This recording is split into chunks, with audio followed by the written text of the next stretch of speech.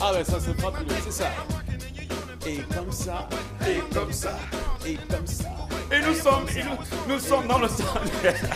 Nous sommes dans le temps, Jean de Grâce. L'émission peut s'arrêter maintenant, l'émission peut s'arrêter. Et comme ça, et comme ça, et comme ça, et comme ça. Oui, chacun son oui. Tout le monde, chacun fait ce qu'il peut et comme il peut, et comme il le veut et comme il le sent. Ben voilà, allez, on arrête de déconner. À la maison, vous aussi, détendez-vous. Ouais, c'est comme ça, comme ça. Détendez-vous à la maison. Bonjour, Jean de Grâce. Bonjour, bienvenue Monsieur sur Motassi. le plateau de Cadence Matinale. Et c'est en cadence que nous commençons le temps du sport. Coupe du Cameroun, nous y sommes. Le verdict est tombé. C'est terminé. Le verdict est tombé, Jean de Grâce. Plus de spéculation, les rumeurs terminées. Le verdict est tombé et nous aurons bien comme tête de gondole de cette finale édition 2012 Unisport du Oncam, New Star de Douala, les juges de la FECAFOOT qui ont tranché après la deuxième audience de mardi à Yaoundé. Dans ce match, Unisport du Oncam, Caïman de Douala qui a fait couler beaucoup d'encre et des salives, notamment sur des pratiques des supporters, des supporters de l'Unisport du Oncam. Le stade de Bafan qui a été suspendu pour 3 matchs dans les prochaines éditions de la Coupe du Cameroun de football. Unisport du Oncam qui a été lourdement frappé par les juges de la Fédération camerounaise de football paiera plus de 3 millions de francs CFA. Ah ben ça, il faut le faire. Hein. Près de 3 millions de francs CFA de sanctions pour l'équipe du Flambeau de l'Ouest, l'Unisport du Oncam, dans ce match des demi-finales retour de la Coupe du Cameroun de football. Mais le Flambeau de l'Ouest sentit également avec d'autres sanctions. Ouais. Tous les supporters du Caïman de Douala qui ont acheté un ticket d'accès au stade de Bafan et qui n'ont pas pu accéder simplement parce que dans l'enceinte du stade municipal Guenard de Bafan, chaque supporter recevra 25 000 francs CFA. Ils étaient plus de 33. Alors, si vous avez votre ticket, que vous ne l'avez pas jeté, vous le ramenez, on va vous remettre 25 000 francs 25 000 francs CFA. Et cet argent sera reversé directement dans les caisses de la Fédération camerounaise de football qui va se charger de repartir. Donc, pour l'instant, la Fédération a tranché. Unisport du Oncam remporte son match sur le score acquis sur le terrain, à savoir Unisport du Oncam 5. Caïman de Douala 1, le Caïman de Douala qui a décidé de faire appel. Le président David Doubé va donner une conférence de presse à ce sujet. Il n'est pas content de la décision rendue par les juges de la FECAFOOT. Et du côté de l'Unisport du Oncam, les sanctions sont énormes et exagérées. Donc l'Unisport du Oncam va également faire appel de cette décision. Autre match. Autre match. Autre lieu, évidemment, Jean de Grâce, au stade d'amplification de Bépanda, New Star de Douala, Panthère Sportive Dundee. Ah, quel match, hein? On a parlé d'empoisonnement de l'eau des joueurs de la Panthère Sportive Dundee par certains dirigeants proches de New Star de Douala.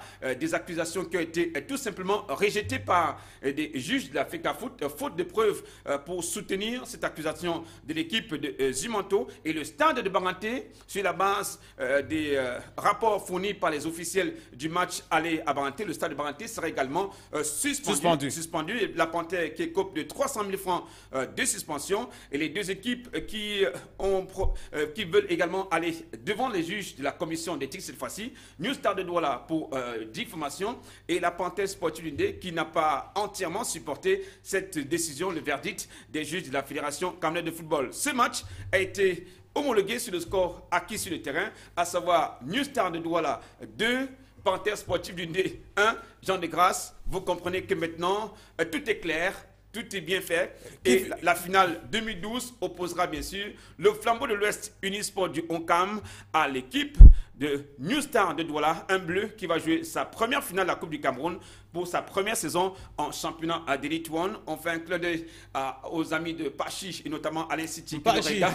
Et on sait que de ce côté-là, ils vont véritablement préparer la finale de la Coupe du Cameroun avec cette équipe de l'Unisport du Oncam. Ça, il faut le faire. À l'international, parlons de M. Pepe du Real Madrid. Parlons de M. Pepe du Real Madrid et le clan portugais qui se resserre au Real Madrid. Sur cette image, Pepe, le défenseur central du Real Madrid, et son ami très intime aujourd'hui, Cristiano Ronaldo. Il soulève la Copa del Rey, la Copa del Rey du Real Madrid. Aujourd'hui, Pepe qui s'invite dans le débat de la prolongation du contrat de Cristiano Ronaldo. On l'annonce au PSG, c'est annoncé même également son retour dans sa grande famille de Manchester United.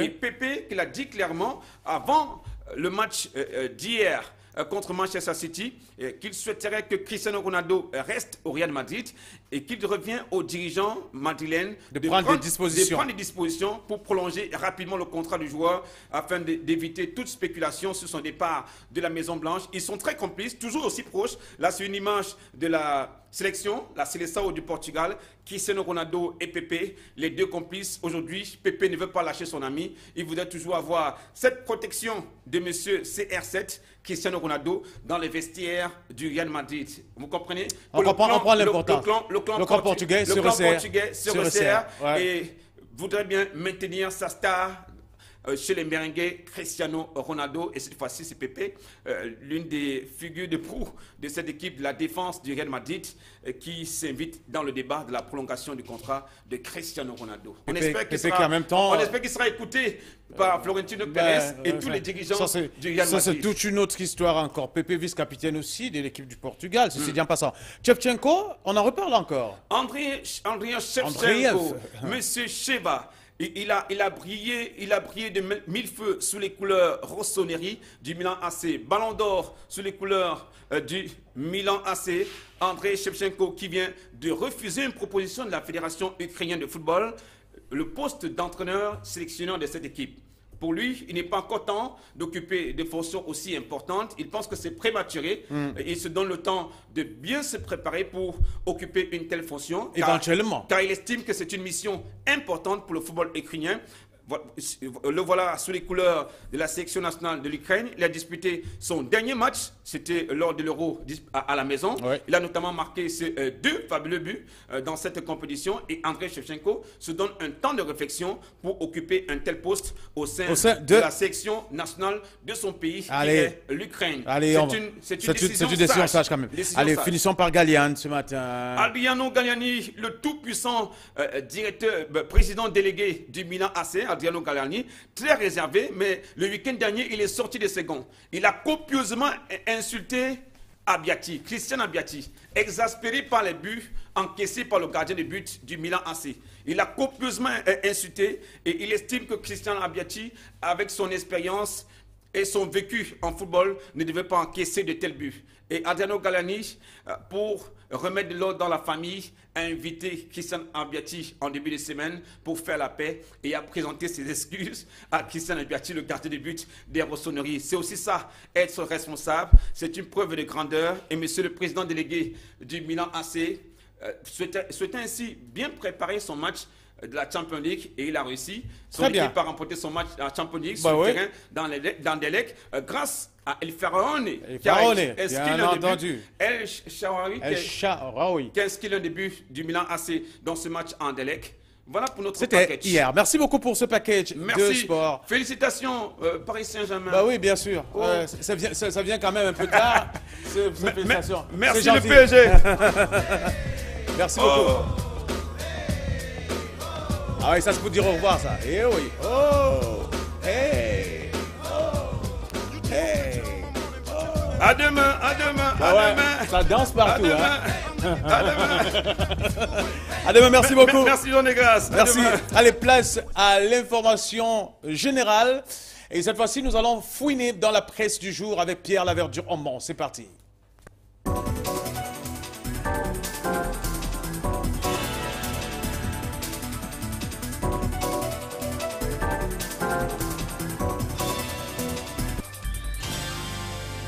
Monsieur Pierre Laverdure-Hombon, bonjour. Bonjour, Jean de Grasse. Hey, oh, allez, parlons de la presse tout de suite.